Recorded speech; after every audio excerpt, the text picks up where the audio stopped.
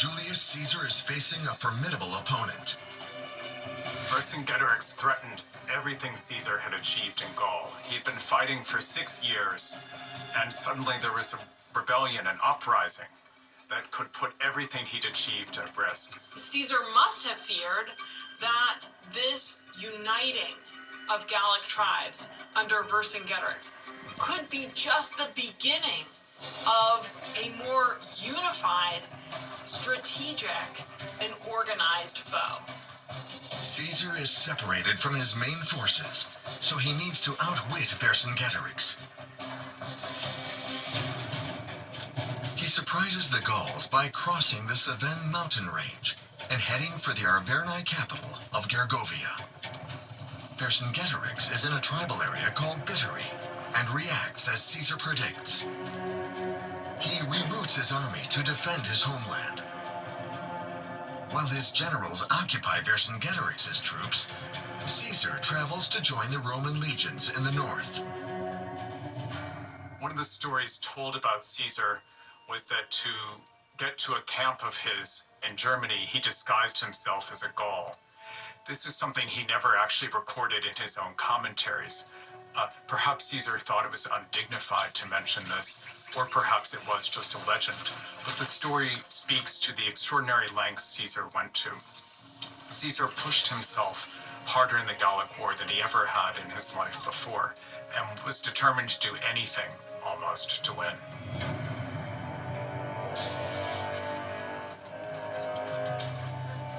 The well-maintained roads of Gaul allow the Romans to march quickly. Historians estimate that Caesar's troops advance at a rate of almost 20 miles per day.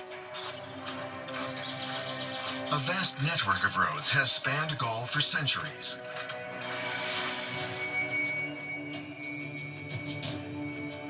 The first trade route of Gaul starts in Marseille and goes up the Rhone and Saône valleys to join the Seine River. Roads lead to the center of Gaul, the Atlantic coast, present-day Belgium, and the English Channel. The second main trade road leaves Narbonne and follows the Aude Valley to reach the Atlantic Ocean. These ancient roads are the origin of the famous Roman roads of France that remain major roads even today.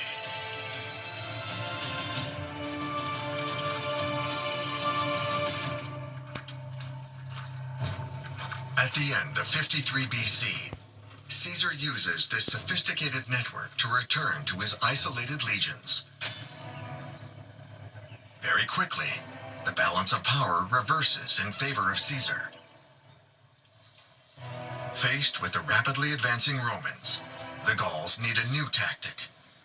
Vercingetorix proposes to the Gauls that they do not fight the Romans in a pitched battle, but that they basically embrace a form of guerrilla strategy. They were nervous about taking the Roman legionaries on in a direct conflict. So Vercingetorix decided on a scorched earth strategy. The Roman army was large, it required food. They didn't have lots of supplies, they needed to live off the land. So Vercingetorix's strategy was to burn the countryside around Caesar, to remove all of the grain that had been stored there, even to destroy whole towns, to destroy farms.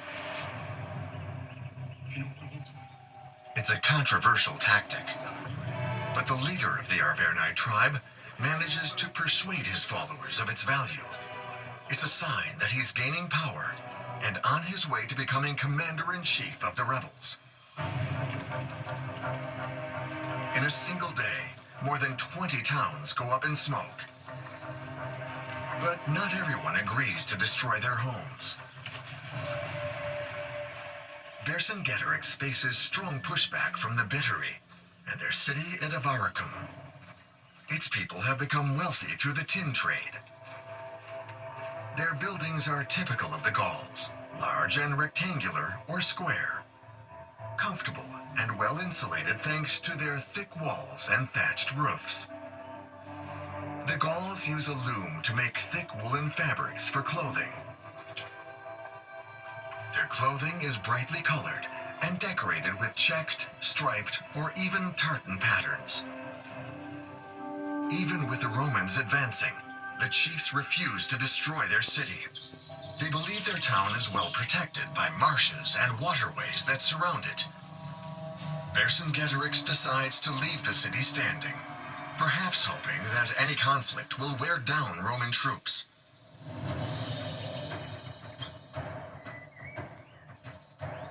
Caesar understands the strategic value of Avaricum's location.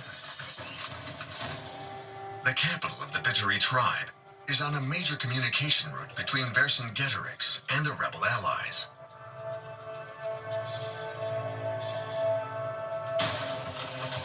Caesar and his legionnaires arrive at Avaricum in April 52 BC. They find a well-defended city surrounded by imposing fortifications.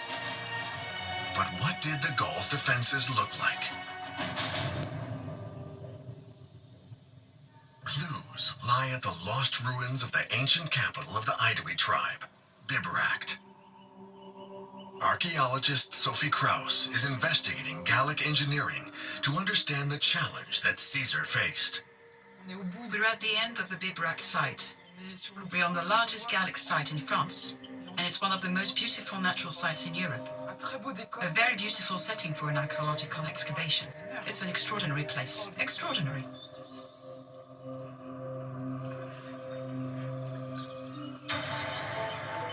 Sophie's excavations at Bibracte are unearthing a remarkable defensive structure known as a Murus Gallicus.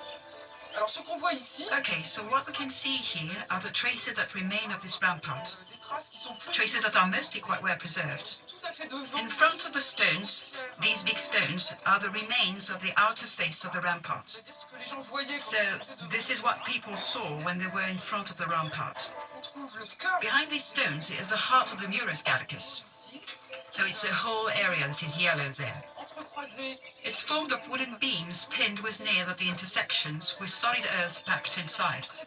It's a very hard and very strong core. And then at the back of this there is a ramp which allowed the Gauls, those who guarded the rampart, to climb to the top. The team's discoveries reveal more than just the clever engineering of the Gauls. Now this lost city is exposing the true scale of the challenge facing Caesar. At the ancient lost city of Bibracte, archaeologist Sophie Krauss is investigating the defensive structures that Julius Caesar faced when he attacked the Gauls.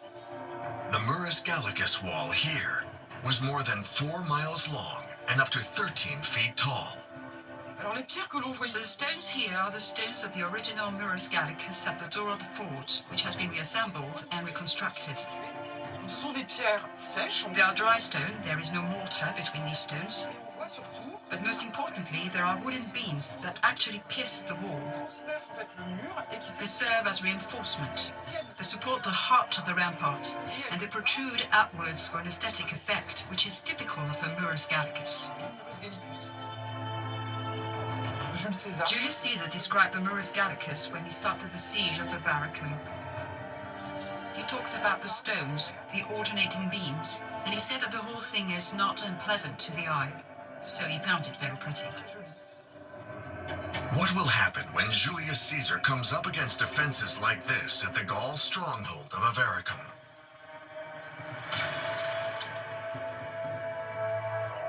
The Roman general will need to deploy the full force of military engineering to overcome the giant walls of the city.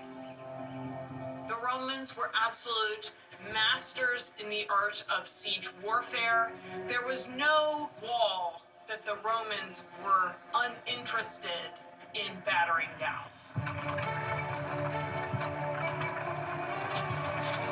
Caesar orders 2 60-feet-high siege ramps built, each of which can support the weight of a mobile assault tower.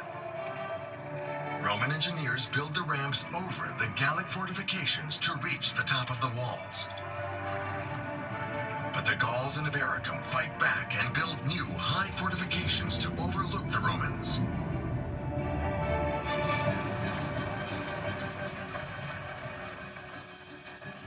Meanwhile, little more than 10 miles away, Vercingetorix sets up camp. In an attempt to save Avaricum, he decides to exfiltrate all the warriors from the city, asking them to flee through the swamps. But the strategy involves abandoning women and children within Avaricum. And the Gaul women have other ideas.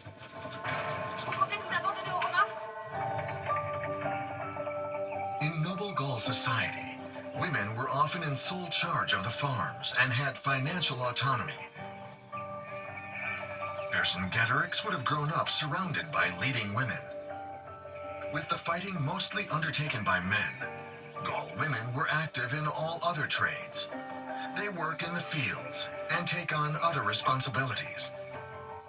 They are free to choose their husbands and to divorce them, remaining owners of their own property.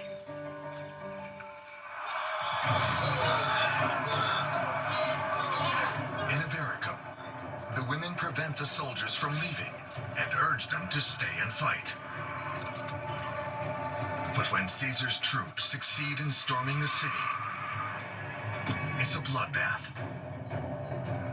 It was customary amongst both Romans and Gauls to massacre the survivors of a siege. It was the best way to take revenge while terrorizing the enemy. In the aftermath of the siege of Avaricum, there was indiscriminate slaughter. Caesar tells us that 40,000 people were killed, including women and children. It's a big win for the Romans. The supplies there and the access to provisions and such that Avaricum provided basically gave Caesar, another lifeline. The few survivors join Vercingetorix's forces. He uses the horror of the slaughter to galvanize support and rally his troops. He knows that the best route to defeating Caesar is to unite Gaul. Vercingetorix quickly obtains the support of many tribes.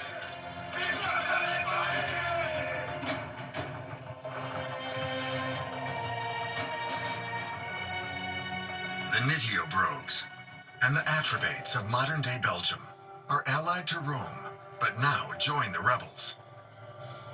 But Vercingetorix knows he needs the support of the powerful Aedui and their capital at Bibracte. If he can persuade them to abandon their allegiance to Caesar, it will be a disaster for the Roman general. Caesar is well aware of the danger that Vercingetorix poses if he succeeds in uniting the Gauls. So he chooses to attack Vercingetorix's home city, Gergovia.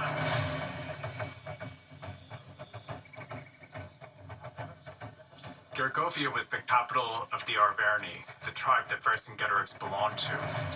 And Caesar hoped that by winning a great victory there, he would be able to prevent more Gauls from defecting to the other side. But the Roman general underestimates the challenge.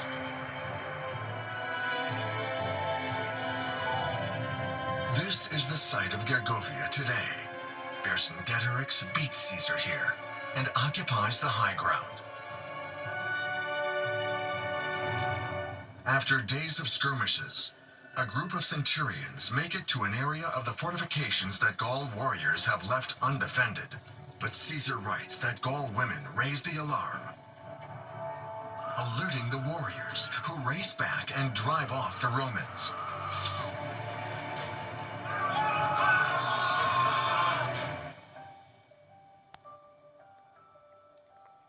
The battle at Gergovia ends in a resounding defeat for Caesar. The Roman general claims to have lost 700 soldiers and 46 centurions. But historians today think the figure was likely much higher. It was a real defeat for Caesar. It was a reversal for him. This was a vindication for Vercingetorix. After Gergovia, Caesar was headed in a southern direction, and he himself says that Vercingetorix tried to fire up his own men by suggesting that Caesar and the Romans were fleeing Gaul, and I suspect that Caesar has Vercingetorix make that statement to discredit it, right? When it was actually a very, very real possibility. And Caesar's problems are about to get much worse. I watched the In Gaul, Julius Caesar's dominance has relied on division amongst the tribes. Now Vercingetorix uses his military success to grow his coalition and persuades leaders from the influential Aedui tribe to break their allegiance with Rome. They converted from allies of Rome to resistors of Rome. Vercingetorix, in essence, was successful in persuading them that their support of Rome was ultimately not in the long-term interest of themselves as leaders of their tribes or of their people. We know of half a dozen Gallic tribes that were clients, subjects almost to the Aedui. And now with the Aedui switching sides, those other tribes were expected to switch sides too. So you do very much get a snowball effect of sorts. Almost all of Gaul had joined the uprising. Caesar had very few allies left. When the Gauls united, they vastly outnumbered Caesar's army. Vercingetorix spots his chance to take leadership of the Gauls. When he is called to a council meeting at Bibracte, the capital of their new Aedui allies, it's his chance to ensure the Aedui can't back out and resume ties with Caesar. And it's a success for the ambitious Gaul. The council gives Vercingetorix supreme command of the united forces of Gaul. Nous allons reprendre notre liberté. Tous ensemble! The fact that the Gauls came to unite under Vercingetorix is an index of just how significantly terrified they were that the Romans were going to impose Roman rule over the entire area. He has achieved something that Caesar has always feared. A Gaul united in opposition against the Romans. If we imagine the landscape that Julius Caesar confronted up until that point, he had been remarkably successful in fragmenting the interests of the Gauls, in getting local leaders to conceive of their interests as not united with other Gauls. The grand achievement of Vercingetorix was his ability to persuade people that resistance to the Romans was not simply possible but necessary. He therefore gradually constructed, over the next months, an army that outnumbered the Romans by a factor of perhaps 4 or 5 to 1. You know, it's almost a bit like the Rebel Alliance in Star Wars. You just have all these different peoples coming together, trying to take on the evil empire. But what will happen when the two sides meet in the final showdown? Vercingetorix decides to establish a stronghold at a fortified city called Alesia. It's isolated on a high plateau surrounded by hills, a layout that proved effective at Gergovia. Alesia was a site where Vercingetorix tactics of drawing Caesar out, denying him resources, and Caesar's siege works came together in a spectacular manner.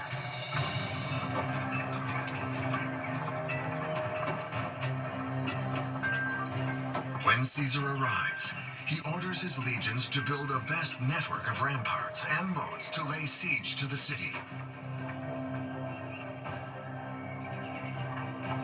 The work is colossal.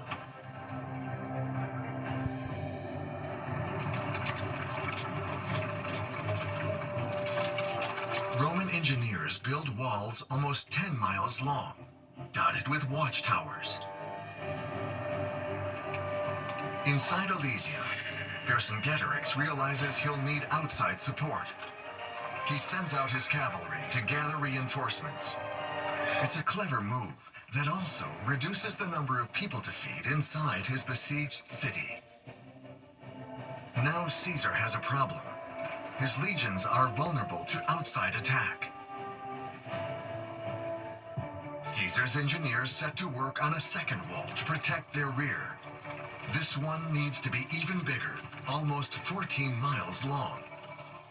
Caesar and his forces are now trapped inside a donut-shaped fortification. To protect the walls, Roman engineers build a series of obstacles and traps.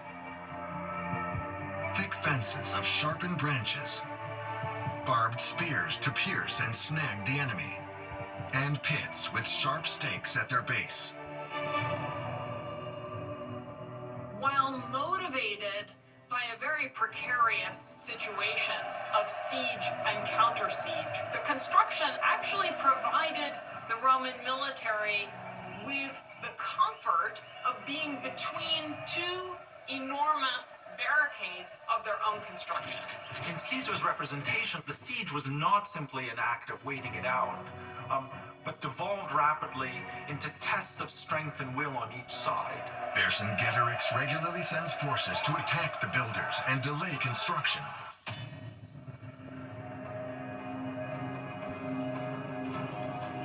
Inside Alesia, the Gaul leader orders strict rationing of food.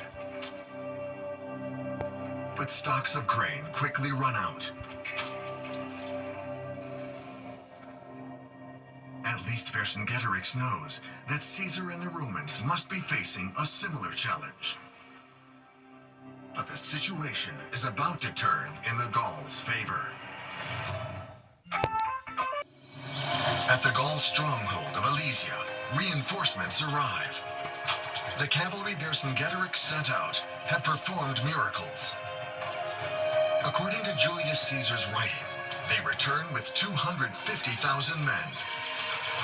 He had finally trapped Julius Caesar in a way that had never been done before. The opportunity was presented to them to obliterate a Roman army, and it would either succeed or it would fail completely.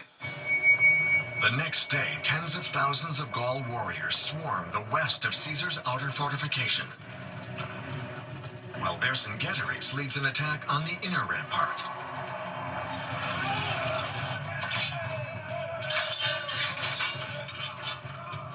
The confrontation lasts until dusk.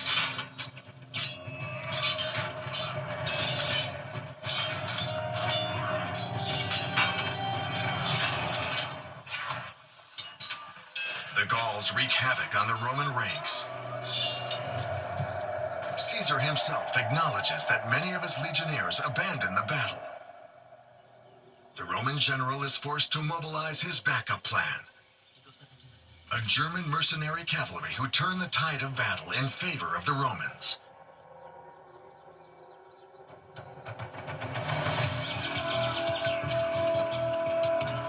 Days later, a third battle begins well for Vercingetorix's Gauls.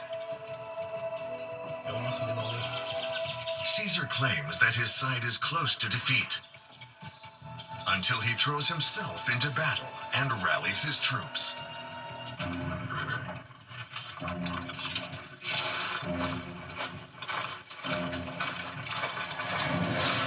Caesar had a reputation, not just of leading from behind, but at the critical moment of battle, he might pick up a shield himself, take his sword, and go to the front line. Should we believe these stories of Caesar's personal intervention in battle? It's clear that much of the story that he writes is intended to give the impression of his own superhuman capacities. Caesar says that his intervention is key to victory. But could there be another explanation? Some historians think that the Aedui cavalry didn't join in the battle. Instead, they waited to see which side would win. Without Aedui tribe reinforcements, Vercingetorix must know that all is doomed. He orders the Gauls to retreat to Alesia. It should have been a place where he could have defended himself and held out against Rome, but Caesar instead turned it into a death trap. Legend has it that Vercingetorix could have escaped, but refuses to leave his troops. He assembles his last council of war. After 6 months of fighting, the forces are scattered and the soldiers exhausted. Vercingetorix decides he will surrender to Caesar. Today, Vercingetorix's surrender is remembered as the action of a hero. But now historians are uncovering the truth about how our understanding of the Gauls and their war leader has been shaped.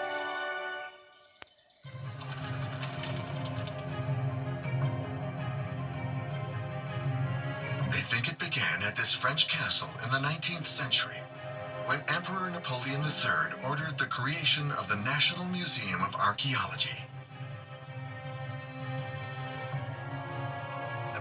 Napoleon III was the first elected president, but he became emperor, and so he has a need, a concern for legitimacy. And what he wants to show is that when new emperors arise, like the Roman emperor, for example, or like Napoleon III himself, humanity takes a leap forward in progress. So what he wants to show with this museum is that the Roman conquest civilized us, took us from Gauls to Gallo-Romans, gave us cities, gave us culture, and the idea is that Napoleon III himself is going to do the same thing with France. In the early 1860s, Napoleon III organized excavations of all the major battle sites of the Gallic War. He ordered for large public exhibitions showing scale models of the Roman siege works in an attempt to show the skill of the invading force. The engineers of Napoleon III started to reconstruct the things that were described in Caesar's text or whose remains were found during excavations, like this bridge that Caesar had built over the Rhine to invade Germany. This was the first time that the French became aware of the forgotten history of their Gaul ancestors. Napoleon III's aim was to show the impact that Caesar had on the country. But the public are much more fascinated by Vercingetorix and his Gaul freedom fighters.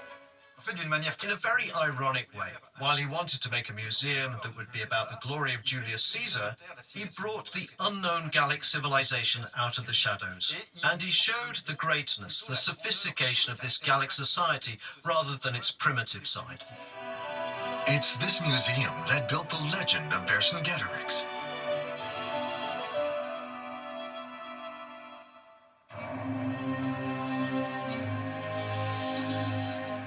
19th century painters reimagine his surrender, portraying him as dominating Caesar even in defeat. But historians today doubt this version of events.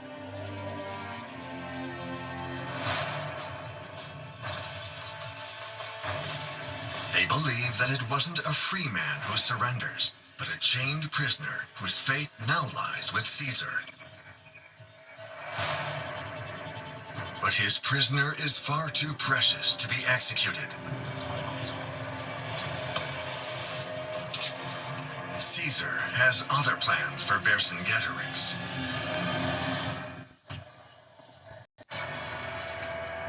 In Gaul, Julius Caesar has defeated the rebellion's main force. He spends the next months eliminating the last pockets of resistance. After 8 years of war, Caesar's gamble has paid off. The Gallic War changed Caesar's life fundamentally. It gave him the reputation as one of the great generals of Rome, one of the greatest generals of all time. During his conquest, Caesar had also amassed a fortune by stealing from and plundering from the Gauls. He returns to Rome and seizes power in a civil war.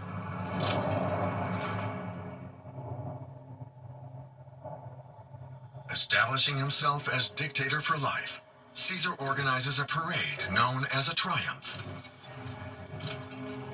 with his face painted red in honor of the god Jupiter. For Vercingetorix, Caesar had devised a worse punishment than simply to be killed on the spot.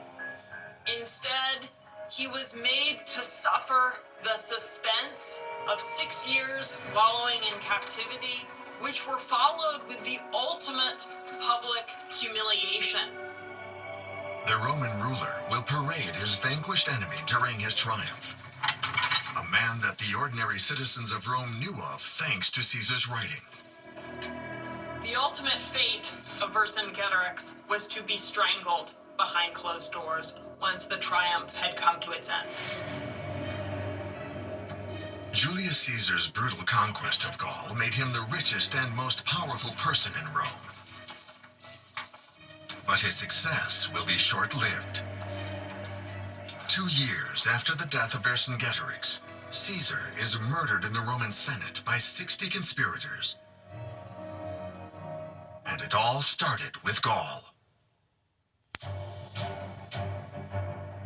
Without the events that transpired in Gaul, Caesar never would have been able to rise up to the level of dictatorship, his eventual dictatorship for life, and his very dramatic assassination, which set into motion events that brought about an utter change in the Roman political system from a republic to an empire governed by one individual alone. And Gaul was transformed in the process. The statistics that the Romans themselves gave about the Gallic War are truly terrifying. There were 800 cities taken. 1 million were killed, another million enslaved. So the Gallic War was very devastating to Celtic societies. Cultures were wiped out, religious sanctuaries destroyed, wealth seized. But the long-term impact was not totally destruction, but also transformation. In many respects, the history of Gaul as it exists in Western literature commences with Caesar. That's a significant cultural choice, with very important implications for the self-understandings of the Gauls who came after. And materially, life in Gaul was reorganized, largely from the bottom up around Roman norms. It's only now that the truth about the lost world of the